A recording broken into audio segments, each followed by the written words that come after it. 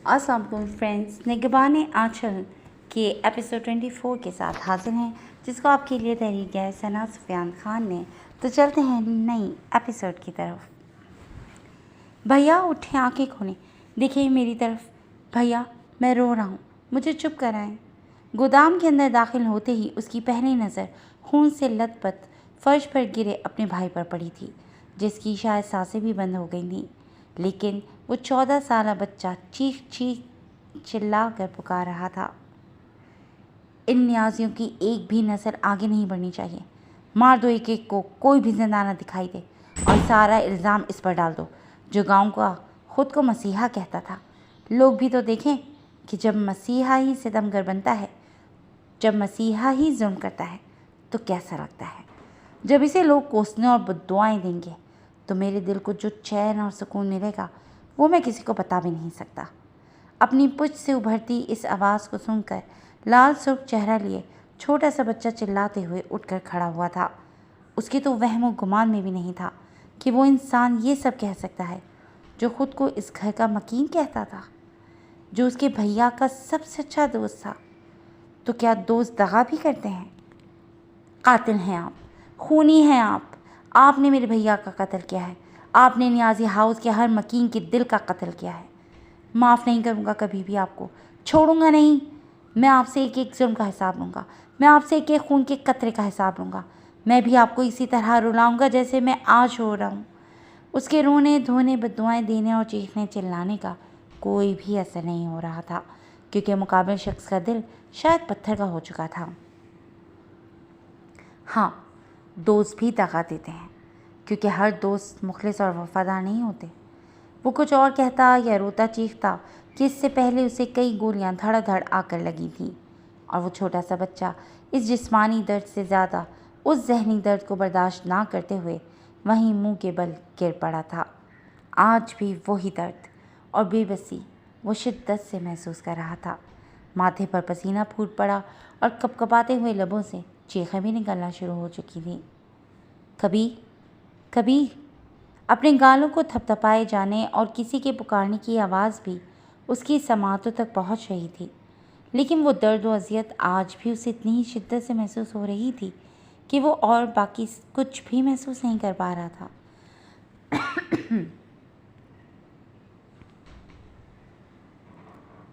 उसकी आंख किसी की चीखें सुनकर वाह हुई थी।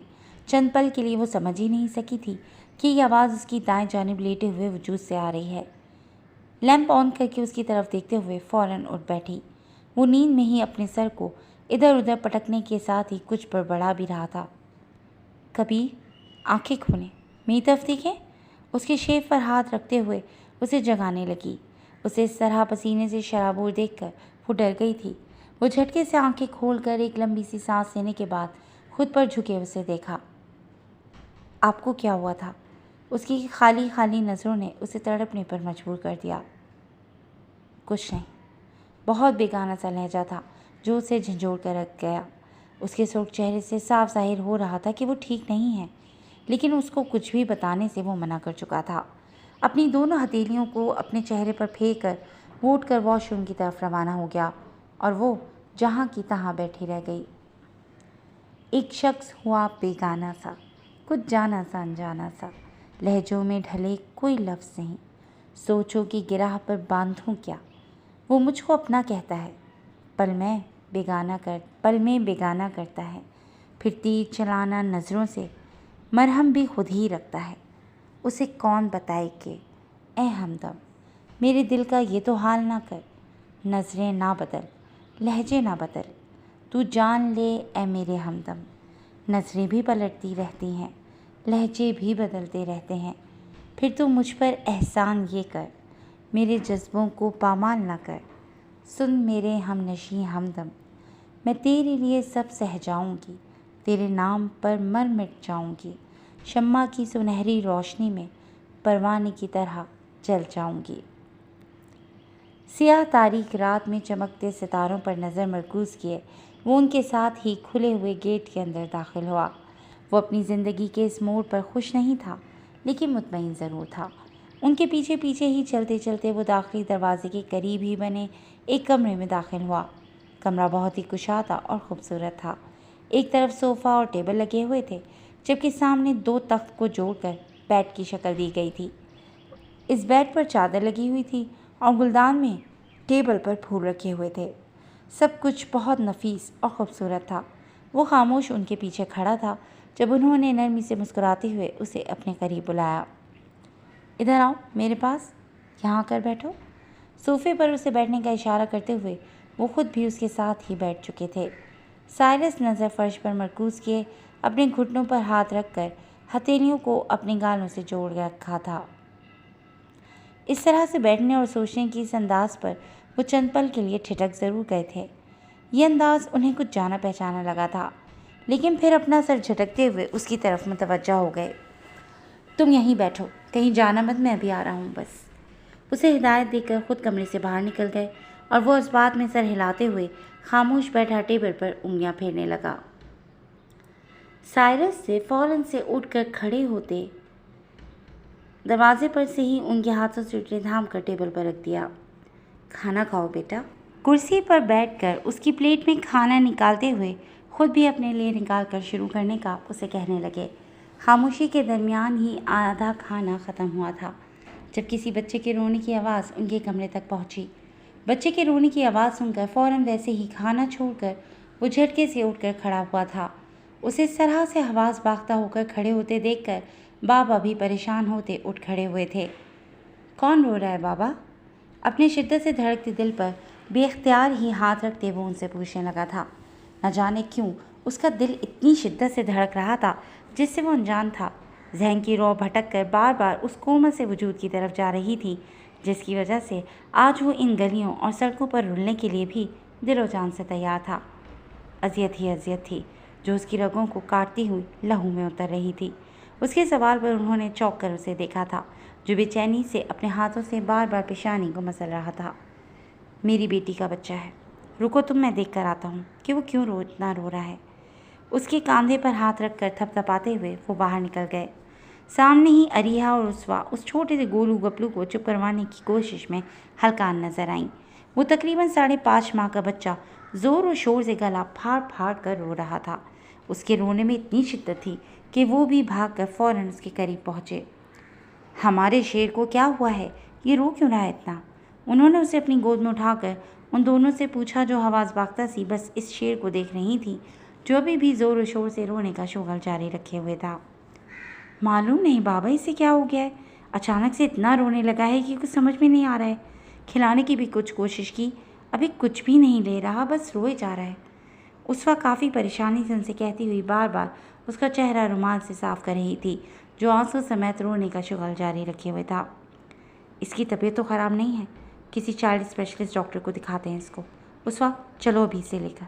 उसे चुप होते ना देखकर अरिहा भी परेशानी से अपना बैग लेने के लिए अंदर भागी थी।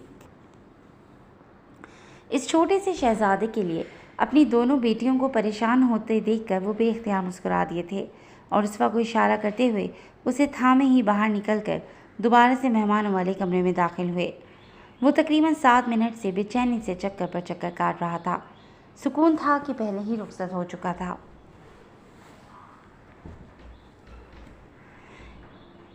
उसकी ज़िंदगी से, और इस रोती हुई आवाज़ को सुनकर उसका दिल बड़ी शिद्दत से धड़क रहा था जैसे भी पसियाँ तोड़ कर बाहर आ जाएगा। वो दरवाजे पर नज़र जमाए हुए था जब बाबा अपने हाथों में किसी को थामे हुए अंदर दाखिल होते नजर आए। हलक के बल चीखते चिल्लाते हुए उस बच्चे को देखकर वो पहले पहल चौंक गया था, फिर भागकर उनके करीब पहुंचते ही उनके हाथों से लेकर उसे अपने बाजू में थाम लिया। बाबा, ये तो वही शहजादा है जो उस दिन बीमार था। वो उस बच्चे का चेहरा देखते ही पहचान चुका था, क्योंकि अभी दिन ही कितने हुए थे जो वो भूल जाता। ये मेरी बेटी का बच्चा है, उन्होंने बिना सोचे समझे बगैर कहा। उन्हें ज़रा सी भी उम्मीद नहीं थी कि ये वही बच्चा है जिसके बारे में अब तक साइरस उनसे बात करता आया है। उस बच्चे का सर अपने सीने से लगाए वो उसे नरमी से थपकते हुए साथ ही उस गुत्थी को सुलझाने की ठान चुका था जो अभी भी उसके जहन में खुलबली मचा रहा था। बाबा, अगर आप बुरा ना माने तो क्या मैं आपसे एक बात पूछ सकता हूँ? उसे अपनी गर्दन ज़रा सा नीचे झुका दे अपने सीने से लगे उस बच्चे के चेहरे को बगौर देखते हुए अपने दिल में सुकून की एक लहर उतरती महसूस की। हाँ बेटा, क्यों नहीं, ज़रूर पूछो। सोफे पर सुकून से बैठते हुए असबात में सर हिलाते उसे इजाज़त भी दे दी। उनके तो वहमो गुमान में भी नहीं था कि अगला पल कैसा तूफान लेकर आएगा। आपकी बेटी क्या करती हैं? मेरा मतलब है कि क्या वो डॉक्टर हैं? जिस यकीन से वो पूछ रहा था, वो यकीन ही उन्हें चौंका गया था। हाँ, एक बेटी मेरे घर में रहती है और एक बेटी मेरी डॉक्टर है। उसके चेहरे का बगौर जायज़ा लेते हुए उन्होंने जवाब दिया, और उनके जवाब पर वो कुछ पल के लिए साकत रह गया था। उसकी गोद में आते ही बच्चे का रोना कम हो गया था। अब वो थोड़ी थोड़ी देर बाद सिसकियाँ लेते हुए नींद में झूल रहा था। दरवाजे के बाहर खड़ा वजूद बच्चे के रोने की आवाज़ बंद होते ही परेशानी से कमरे में दाखिल हुआ। हैरत ही हैरत थी कि 5 माह से उनके साथ रहने के बावजूद वो आज उनसे नहीं संभल रहा था, और चंद मिनट पहले घर में दाखिल हुए इस शख्स में ऐसा क्या था कि वो उसकी गोद में जाकर खामोश भी हो चुका था और सो भी चुका था। आप? अंदर दाखिल होने के बाद जिस चेहरे पर उसकी नज़र पड़ी थी, वो उसे हैरत में मुब्तला कर गई। उसने अपने हाथ को आँखों को फैलाए बड़ी मुश्किल से उससे मुखातिब हुई। जी, मैं बिल्कुल आपके सामने खड़ा हूँ। जिस तक पहुँचने के लिए आप मेरी राह में कांटे फैला रही थी, जिसको मुझसे दूर करना चाहती थी, आज देखें वही मेरी गोद में है। उस गोलू गपलू से वजूद को खुद में भेजे वो फर्श पर उसके सामने घुटनों के बल गिरा था। कहाँ कहाँ नहीं तलाश किया था उसने से, किस किस दर की खाक नहीं छानी थी, कहाँ नहीं भटका था इस वजूद को अपनी गोद में महसूस करने के लिए, और आज मिला भी तो वो वहीं जहाँ उससे पहुँचने के लिए अपना सब कुछ दांव पर लगा कर आना पड़ा। और आज वो बिल्कुल पछता नहीं रहा था, बल्कि खुश था, और बहुत ज़्यादा खुश कि अल्लाह ने उन सारी चीज़ों को छोड़ने का उसे सिला दे दिया था। अब बस उसे राह रास्त पर आना था और अपनी ज़िंदगी को संवारना था। क्यों किया आपने ऐसा? क्यों बोला झूठ मुझसे आपने? मैंने क्या बिगाड़ा था आपका?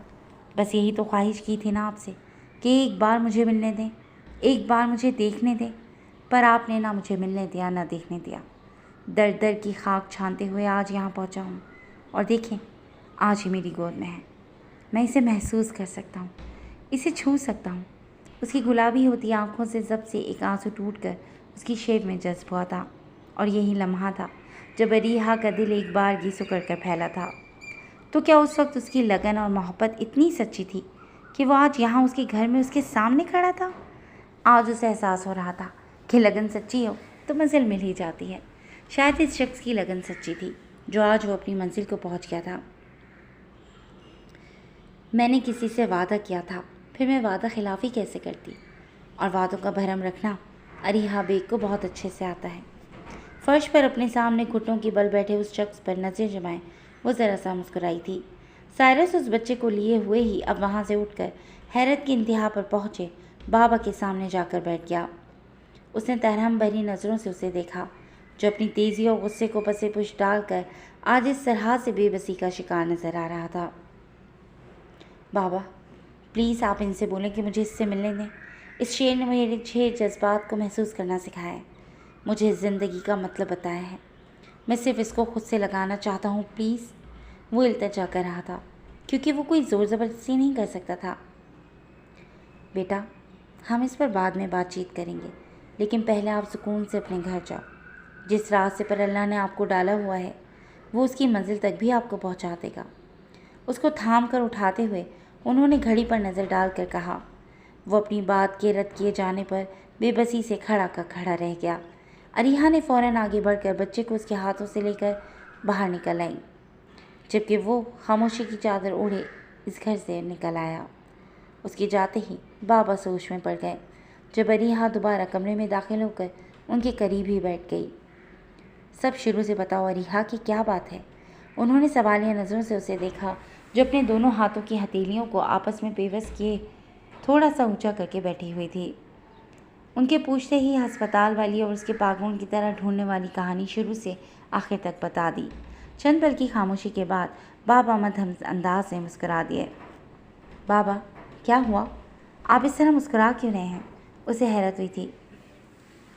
हमारी बच्ची का घर आबाद होने वाला है अरीहा। उसे एक सुलझा हुआ खूबसूरत हमसफ़र मिलने वाला है, और उसके बच्चे को मोहब्बत करने वाला बाप मिलने वाला है। जो उन दोनों को हर सर्द गर्म से बचा कर रखेगा। उनकी पेशेंगोई पर वो बेख्तियार मुस्कुराते हुए उन्हें देखने लगी, जैसे कह रही हो कि हाँ, कुछ कुछ अंदाज़ा मुझे भी था। मैं जानता हूँ वो क्या था और आज वो क्या है, लेकिन मुझे ये भी मालूम है कि वो हमारी बेटी के लिए एक बेहतरीन हमसफ़र होगा। उनकी बात सुनकर अलीहा इस बात में सर हिलाते हुए न जाने क्या सोच कर मुस्करा दी। बस अब उसवा भी क्या सोचती है वो मालूम हो जाए। खैर, मालूम नहीं बच्चा कहाँ गया होगा, क्योंकि इस वक्त उसके पास कुछ भी नहीं है और काम भी नहीं मिल रहा है। वो थोड़े से फिक्रमंद नजर आए थे। देखते हैं कि क्या होता है। आप अब सो जाएं, क्योंकि रात ज़्यादा हो गई है। उनको सोने का कहते हुए वो अपने कमरे की तरफ रवाना हो गई। अपने कमरे के बजाय वो आज उसके कमरे की तरफ बढ़ी थी। इरादा आज उसी दुश्मन जां के कमरे में ठहरने का था, क्योंकि उसकी याद बड़ी शिद्दत से आ रही थी और दिल भी उसको ही याद कर रहा था। वो आज दिल की सदा पर मुस्कुरा दी थी, क्योंकि अब उन दोनों के दरमियान कोई गलतफहमी बाकी नहीं थी। जी फ्रेंड्स, कैसी लगी आपको आज की एपिसोड? यकीनन पसंद आई होगी। हमें अपने कमेंट सेक्शन में ज़रूर बताइएगा कि आपको ये नॉवेल कैसा लग रहा है, और जुड़े रहिएगा क्लासिक एंटरटेनमेंट चैनल के साथ, जहाँ बहुत जल्द हम एक नई एपिसोड लेकर आएंगे। दिल जल्द, टेक केयर एंड अल्लाह हाफिज़।